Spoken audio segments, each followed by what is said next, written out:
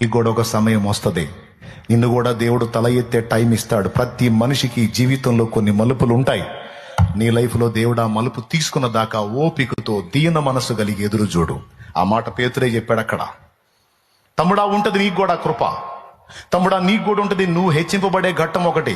అది నువ్వు నీ అంతటా నువ్వు నిన్ను హెచ్చించుకుంటే కాదు, నిన్ను దేవుడే లేబట్టే టైం ఉంటది.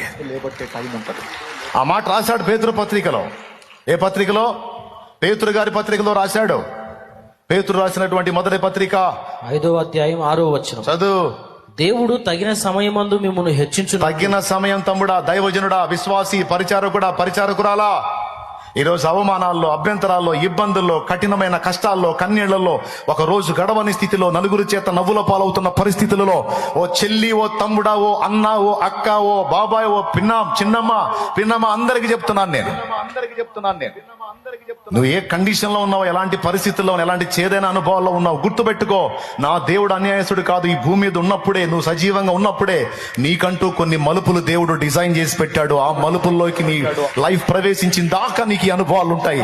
అందులోనికి నువ్వు ప్రవేశించినప్పుడు రాజు ఎస్తేరు తలనెత్తినట్టు నా దేవుడు నీ తలనెత్తటం నువ్వు కళ్ళారా చూస్తావు, నువ్వు అనుభవిస్తావు పక్కా.